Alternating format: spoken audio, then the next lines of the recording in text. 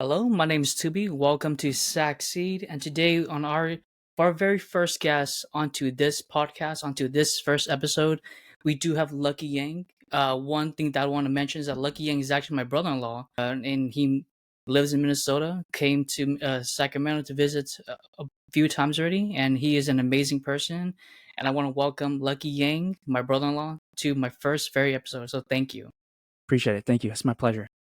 And so, Lucky, can you please tell us a little bit about what you're currently doing in your career right now? Yeah, definitely. My name is Lucky Yang. I'm a realtor in the state of Minnesota. I've been licensed for 4 years, a little over 4 years. I currently run a team, Elevated Realty Group, here at Diversified Realty in Minnesota. So, Lucky, what actually made you get into to real estate?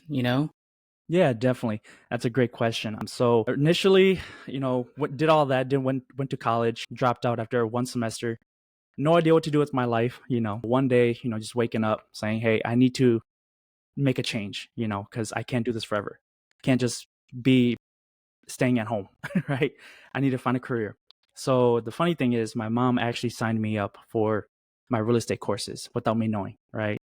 And so I kind of basically just did the courses. I kind of said to myself, just do it. You never know the outcome, right? It could be great, it could be bad, right? But at least you can say that you've tried. So I took the courses. It took me a month because I just did it, powered it through it. It took me a month. And then I took my exams, took a few tries for the exams, and then got licensed and started working in real estate. And so, why did you actually drop out of college? Yeah, so I went to school for business, marketing, business finance.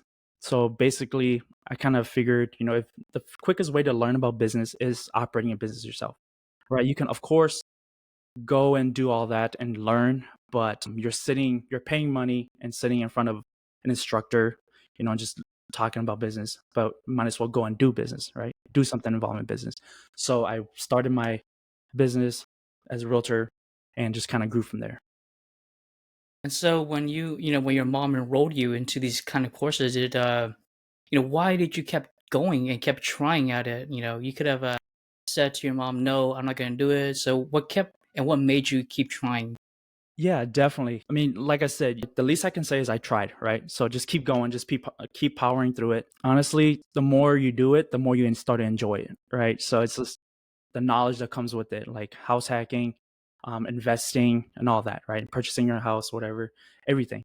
So basically, I just fell in love with the trade. And so, when you say how many that you tried multiple times, can we get like Yep. an exact number on how many tries you did on these exams that you've Yeah, done? yeah. It's funny. I took my states. I took a few tries for my states just because it's more.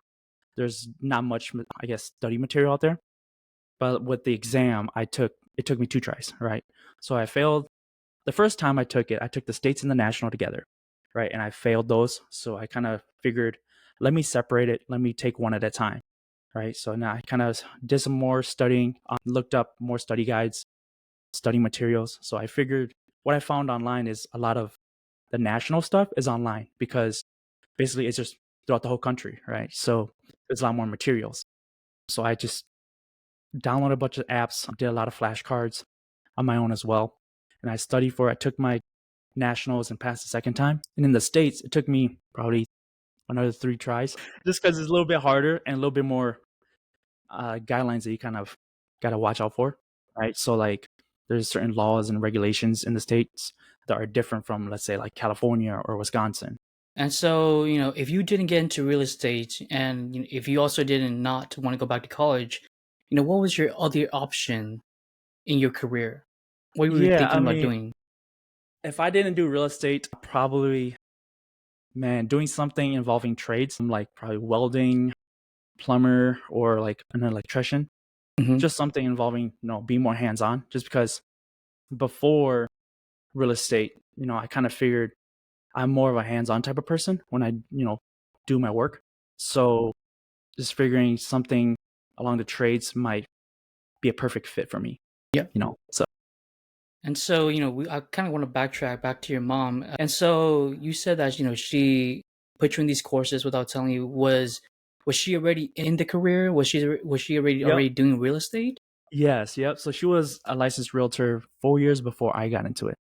Right. So then I got into it. She kind of was my mentor. She taught me everything I needed to know, which is you can see it as it's really good or really bad because with me being her son, she's going to be like, oh, go figure it out yourself before you ask me. She's going to be a little bit more harsh. We have a lot of new agents that we mentor at our brokerage where it's like, it's a whole different conversation between them. And then there's me and her. Yes. So it's going to be a little bit more soft when she speaks to them because it's more professional that way. But with me, she can like crap talk me. So And so, considering that this sounds like a family business, Mm. was your dad also involved in this career as well? No, so he just recently got licensed as a licensed Oh, realtor. okay. Yeah, so before he owned a demo company with his brother. So they did demolition for a while. He's always been in the construction since he was probably like 16 years old because my grandpa, his dad is an electrician, right? So and they built homes, fixed homes, all that before, right? So then he just figured that's what he knows. He's going to get into it. So he started his business. I believe when I was 14 years old, they started the business. So it was really cool watching that. And I've kind of helped him out here and there as well for work growing up and then in high school. So I kind of saw, the structural side of real estate and all that too. So now that you're here into real estate and doing it, how was your first year doing real estate? What did you struggle? What did you Yeah, learn?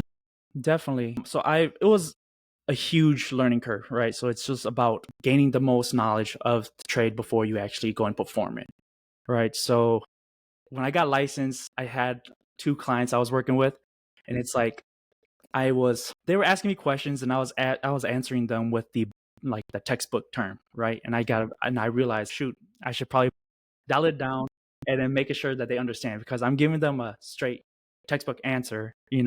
So it's like, hey, let me use an example that they will understand. So it was a little tough just making sure that I can walk my clients through it and making sure that they understand the process buying or selling. And so, what year did you started doing your real estate? Yeah, I started in 2020. That's like around COVID hit. So how was Yeah. that? Yeah, it was a crazy market during COVID. Everybody wanted it was very they had a lot of stuff that we had to sign and stuff, so it's like it was making sure that clients understood this could happen if you go and see a house, or if you're selling a house, we want to make sure that you understand they can carry that over, right? So it was tough and it was a crazy market because interest rate was really low back then too. So it was like a bidding war on a house. Hmm. It was crazy. So it was like low interest rates but high prices. So it was a crazy market. And so, for your first year, Hmm. were there some success stories, some failures that you can share about? um, there's some stuff I want to touch on, but I'm gonna take a step back and can't talk about some things. Um, but there is one that I can share about where it's not a success, but it's a success to me, right? Of So I course. I helped a client sell their house to purchase, right? It just happened this past summer. I helped them sell, and then there was some issues with the house where we had to get it fixed. I made sure that they got into contacts the right people to get that fixed, and then we got that deal going. And when it was turned to purchase, they had some money issues, right? So I just kind of figured I've been helping these clients for 2 years. I want them to get into the house that they want, especially coming from a little house to the house of their dreams, right?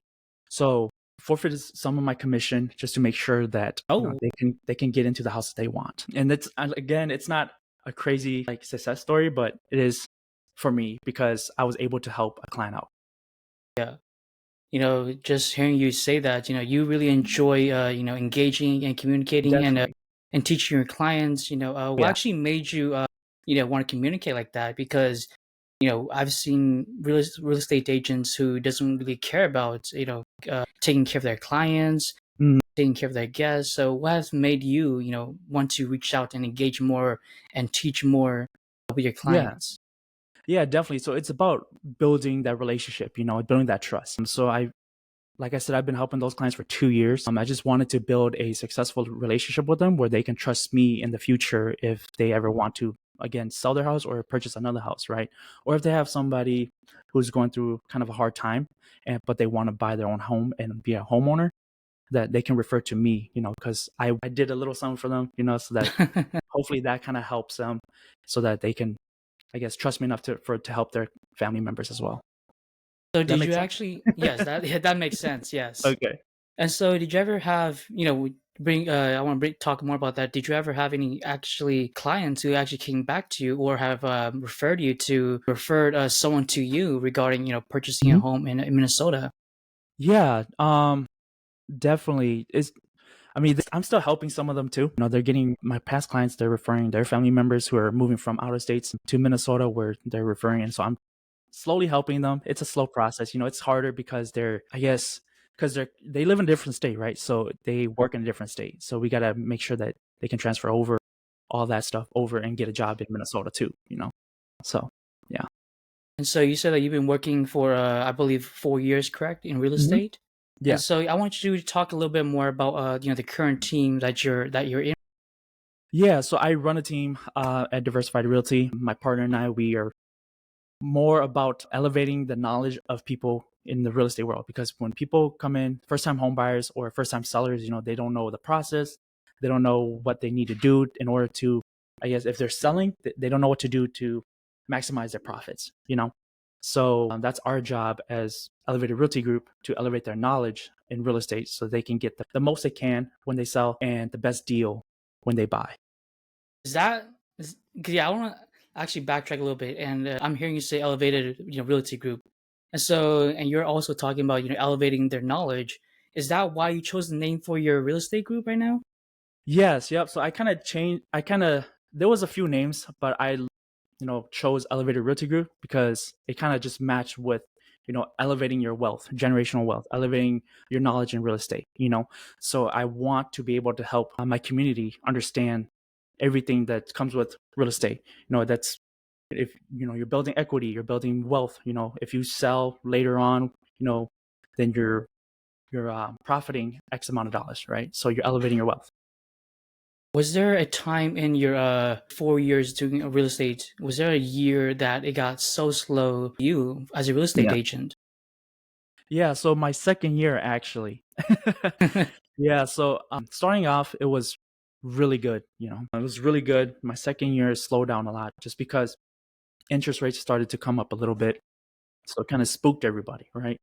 So it's just, again, coming back to educating the buyers, right? Making sure that they understand, even if interest rate goes up, that means, the price is going to come down a little bit, right? So you just got to make sure that the numbers make sense to you when you purchase, right? Because if you, even with low interest rate, you're making an offer of, let's say the listing price is 350 and you offer like 50,000 over that, right? So your payment's still gonna be the same at the end of the day for like your monthly payments. So it's just, as long as the payment makes sense to you and it fits with you, then I would always recommend, purchase a home. Yeah, I definitely agree. Hmm. And so, within your years doing real estate, was there ever a time in which you wondered that, is this really what I want to do for the rest of my life? Just doing real estate agent.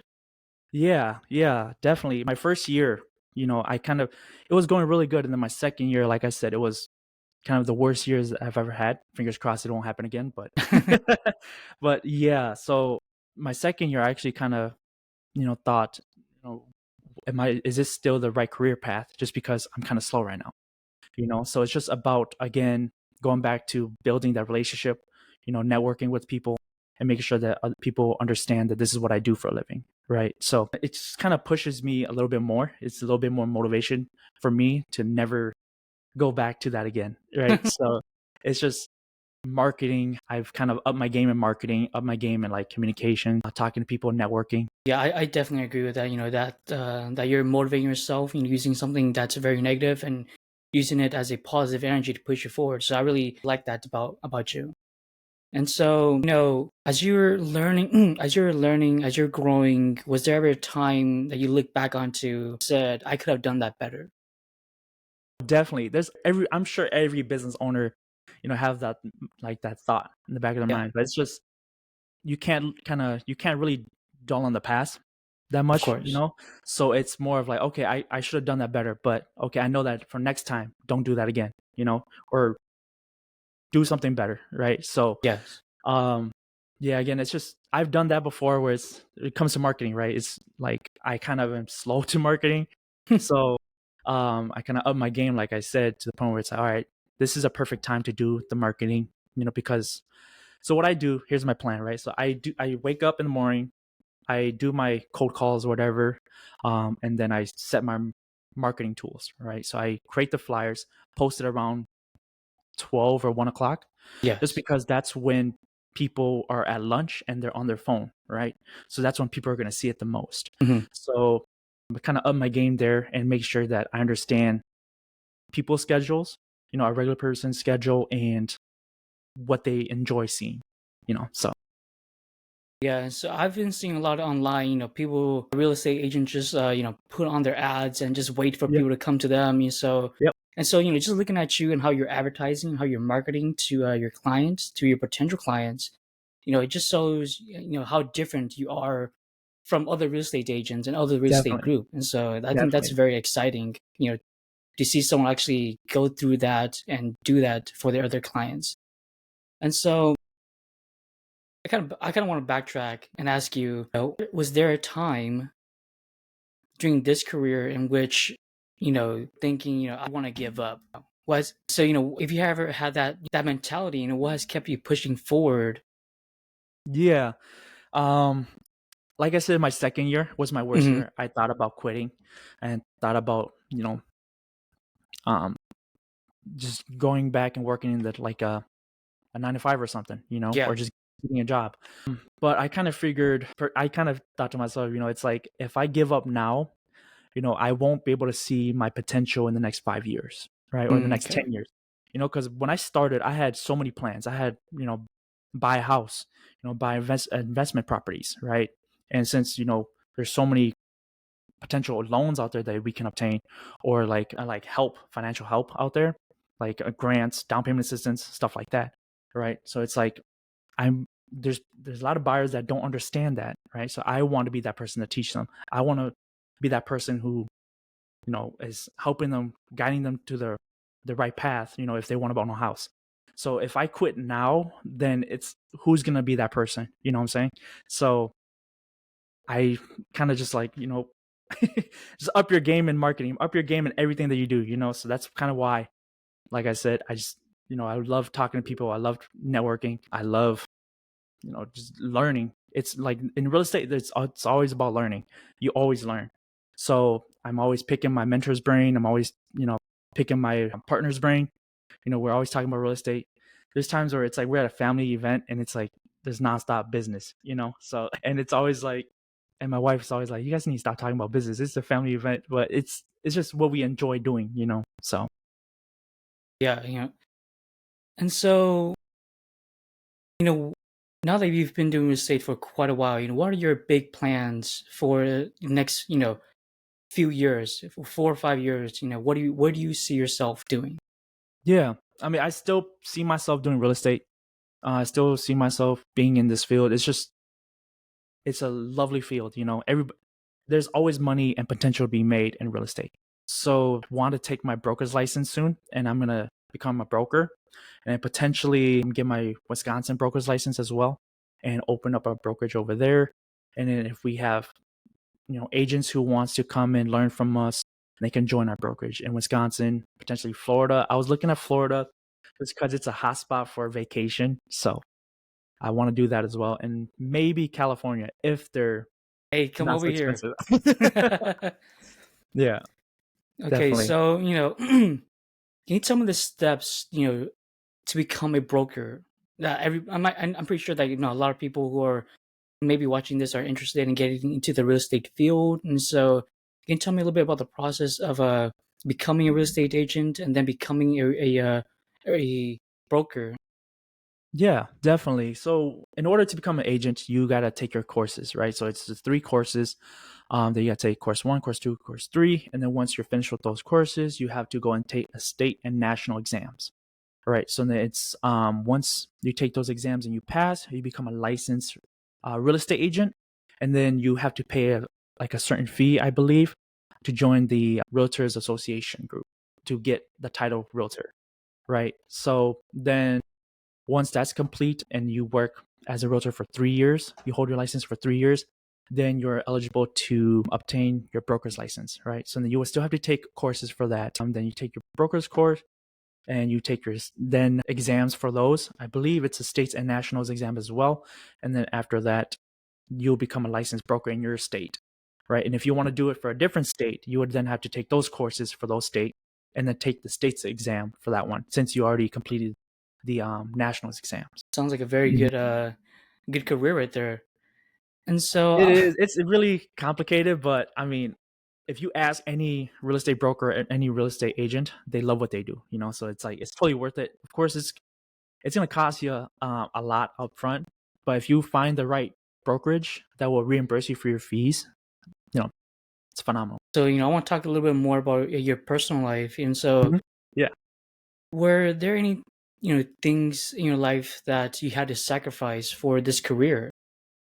definitely a lot of family time. There's times where there's family events going on, but it's just a client wants to see a house or a client wants to meet up and go over some things, documents or something. You kind of got to sacrifice your family time in order to, fulfill this career, just because there's a lot of things that need to get done in order for a transaction to close or in order for a client to fully understand the process. So there's a lot of sacrifice in family time. There's times where I don't eat at all day, and because I'm just showing houses all day, and it's like I wish I can stop at the McDonald's Mhm. right there and just get lunch or something. But it's everything is kind of it's you kind of gotta you have a schedule that you gotta follow, and it's really hard to, I guess, make some time for yourself when you're in a career that you love. So yeah, I mean, you sacrifice a lot of your personal time and a lot of family time So you basically, so you're basically, on call on your job, like basically, all the almost time. 24/7. Yep, You know, definitely. and so Yeah, I how do talk you? to clients all the time in like at midnight, or 1 a.m. Wow. There's clients where there's deals where we need to get closed or need to, I guess, sign paperwork in order to close, and they don't get off till then, right? So then they call me at like 1 a.m. to make sure they understand what they're signing, and then we can go from there. Yeah, I think for the listeners out there, who might be listening to this portion right here, they might be thinking, "Man, that's so crazy. You got to be on call like almost all day." You Hmm. know, what are some words of advice or encouragement to our viewers to, just because it's happening, I think just telling how good real estate is. Yeah, so real estate is And so, one thing that I would, want to talk about that is, I definitely agree. In every field, in every aspect, there are times where you have to sacrifice for your career. yeah, You might have to sacrifice some family time, some friend time, some exactly. personal time for, especially doing what you love doing right now. And so, were there ever a time that you thought, man, I got to give more time to, to my family or to myself?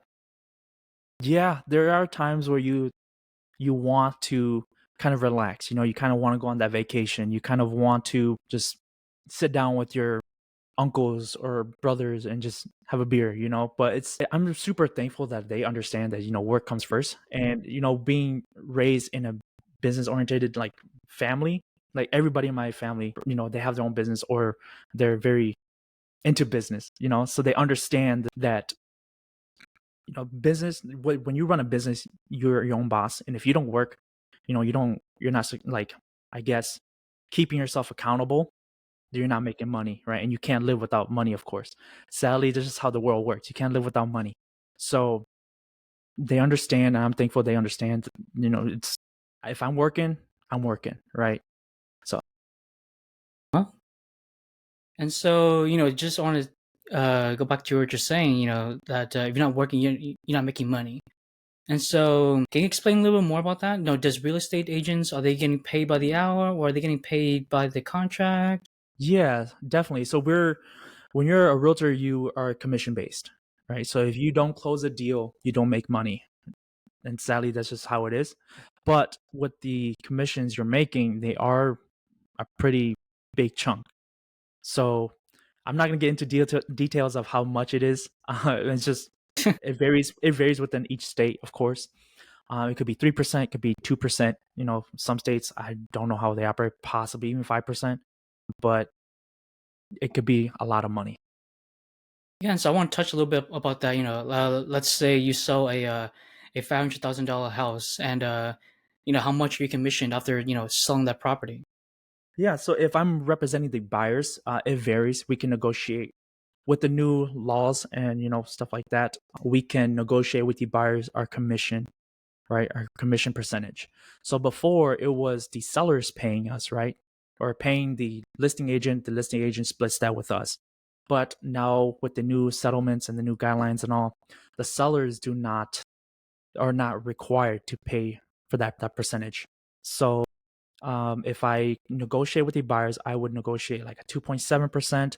And then if they are just so that I get a full payout in case sellers do offer a buyer's agent payout, right? So if they pay me like 2% and I do a 2.7%, I can definitely go back to my buyers and say, hey, the sellers are offering me the 2%. Are you able to come up with the 0.7%? Right. And usually if they can't come up with the 7.7%, I'll just take the 2%, So I'm happy with it just because, like, again, it comes back to helping my clients, right? So I want them to be able to afford their house as well, so it varies 2.7%, 2.5% if I'm buying it. So with the 500, if I'm representing the buyers, then it could be, like I said, 2%, 2.5, 2.7%. And so basically, if you're not selling houses, you're not making any money, correct? Exactly. Yep. Man, Yep. So if you don't close deals, you're not making money. There's months where it's like I make, you know, 20 grand, or there's months where I make nothing. So it wow. comes back to just making sure you plan your bills and plan your financials like accordingly so that you can save along with pay your bills. You know, how long? I want to ask you a question right now. Like, how long did you actually wait? How long did you wait until you actually had a client, or did you ever struggle selling a home, or Yeah. helping clients buy a home? Yeah, definitely. So I mean, when I started, I was already kind of posting a lot of stuff online saying, hey, I'm taking my real estate courses. I'm becoming a realtor. That's my main goal. As soon as I got licensed, I kind of posted on social media, kind of getting it out there. And, the two people that reached out to me, they were like, hey, I want to buy a house. Can you help? So it was fairly quick. But again, it just comes back to being able to coach them. And it was a struggle for me the first time. But yeah, so that was that. And then, I mean, it was just, I guess, planning accordingly. Marketing is a tough one for me at first. And so it sounds like you had a lot of good clients, a lot of helpful and thankful clients. Was there ever a client in which you struggled to deal with, either communicating with them, Yes. or reaching out to them, Mhm. selling the property? So was there ever a Yep. client like that? Yeah. So there was a house that we had on the market for a while, and it's just a client was kind of wanting to stick with that number, and it's been on the market. It was on the market for, I want to say, like 2 months, So after the first month, I usually always kind of coach them and kind of talk to them, see where their mindset is about the price range. Because if it's sitting on the market for too long, then of course the buyers are going to come in and think that something's wrong when there's nothing wrong, right? Or like, why don't people want this? It doesn't seem too bad, but if people don't want it, why do I want it? So I always tell them, hey, it's been on the market for a month. You kind of got to see it from a buyer standpoint, right? Kind of put on their buyer's hat. See if you were a buyer, would you buy this house again at this price range, right? Or if it's on the market for too long, do you think you as a buyer would want to see it or want to buy this house because it's been on the market for too long, right? So it just comes back to coaching them, properly. And so we were able to change the price, reduce it a little bit, just so we're a point where they're comfortable, of making whatever they're making and selling it off, so that the buyers see that it's a good deal as well. And so one thing about that is I kind of agree. Sometimes you just deal with a lot of people who just cannot see it. The other side. Yep, You definitely. know, And so, one thing that I do want to mention or talk about is if you were to, if you're thinking in the future, how do you see the real estate environment in Mm. the next few years, especially in Minnesota? Yeah, it's gonna be hot. It's gonna be it's gonna be really hot. So with the real estate industry now, a lot of the newer generations coming into the market, they're wanting to buy, right? So I just had this conversation with my brokers the other day where it's like she was telling me, "Hey, your generation is starting to buy. You got to start working towards your generation now." Because before it's more of when I started, I was targeting my peers' parents, because my peers were still in college or just started their jobs, right? Their dream job, their dream career, whatever. So they were not set yet to purchase. But right now, after they're graduating, they've been working for the field in their current field for like 2 years or so. So they're moving to purchase. So she was like, you need to start targeting your peers because that's where the money is now because that's where everybody's shifting to purchasing. Yeah, I see it's going to be a really hot market in Minnesota, especially just because if you look at like the other states, they're pretty expensive. So with California? Minnesota, it's expensive as well, but it's not too high yet, so Do you see a lot of like out of state buyers coming to Minnesota? definitely, yes. I see a lot of my past client, she's from California. She's purchasing a house in Minnesota. So I see a lot of movement coming this way. And so, what other trends are you actually seeing in real estate in your, in your state? Yeah, so again, it's coming back to the new generation, right? So that's the new trend is targeting the new generation, making sure that because with the new generation, they like to look at social media and look if they're seeing a reel. If it's boring, they're gonna swipe. They have like a 2 second. They have like a 2 second mind whatever, right? So they see it and they're like, all right, it's boring, swipe. So it's making sure that I can target them and kind of educate them a little bit within that 2 seconds. So yeah, the new generation is gonna be a tough one. Wow. Yeah, it seems and sounds like real estate agent. Being a real estate, you got to follow the trend basically. Definitely. Yep. And so, with do you see more people coming into your career now than ever, or Yeah, I do. A lot of people because when people join real estate, I don't mean to target anybody, but it's like personally, what I think is when people join real estate, they think it's going to be easy money, right? They're going to think it's easy commission, or they join in thinking that a broker may potentially provide them with leads. But unfortunately, in the real world, in the real industry, we have to market ourselves, right? We got to pay for our own marketing. We have to do our own networking. Of course, our broker is going to help us out here and there and provide us with some information about networking events and stuff, but they're not going to give us all the handouts, unfortunately, because every broker, like, they need to make their money too, right? So people jump in thinking it's easy money. They're going to, make X amount of dollars in their first year. But unfortunately, when you join real estate, you got to learn. You got to constantly learn. Everything in real estate is you always want to learn. You always want to gain knowledge in real estate. So there's a lot of people jumping in. And to be quite frank with you, studies have shown that a lot of agents, they don't last 2 years in real estate. wow? Yeah. Just because of that. They come in thinking that it's easy money, right?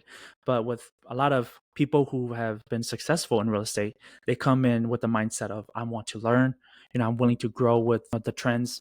So a lot of those. And so, I want to touch right there. What are some words of advice they can tell to some of our viewers who are wants to be in real estate? Yeah, always come in with the mindset of you always want to learn. You don't want to come in thinking, I'm gonna make $10,000 my first deal. Of course you could potentially make $10,000, but you also want to keep growing, right? How can I make that $10,000 turn into $100,000, right? It's about reinvesting in yourself and wanting to learn more, right? So don't come in thinking I'm gonna make 10,000 and I'll be set because like just as quickly as that money comes into your bank account is like as quickly as it's gonna go. And so, if you've talked about some of the good successes, some of the things the bad things that you have learned from. So can you tell to our audience, what has kept you going and motivated doing real estate or doing what you love? Yeah. So it comes back to like my personal motivation of, you know, where do I see myself in 5 to 10 years, right? So it's like if I quit now, where would I be then, right? Because when I joined real estate, I joined with the mindset of I want to become a millionaire, right? That's everybody's goal is to become a millionaire. But what are the steps to getting there, right? And I came in, what they set goal of these are my steps I need to take, right? So with everybody who's wanting to become a millionaire, you need to set those goals and achieve them, and then make sure that each step you understand each step, because if you don't and you start doubting yourself, that's when you fail, right? You start doubting yourself because you don't understand it, then you're going to fail, you're going to doubt, and it's going to be a whole mess.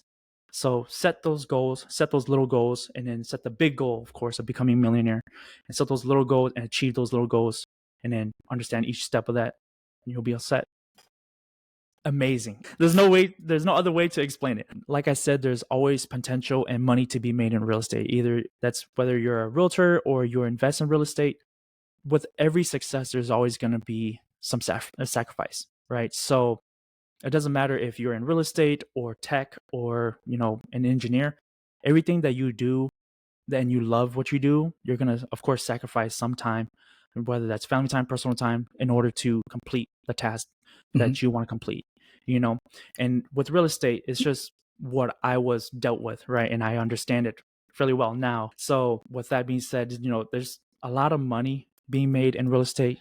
Like I said, it doesn't matter if you're a realtor or you invest in real estate, you buy, hold, sell, stuff like that. There's always Mhm. money to be made. So how do you balance your work and your personal and your family life? You don't. But no, in all honesty, it's just like a lot of it falls down to you. It's you're self-employed when you're a realtor. You're an independent contractor. You're self-employed.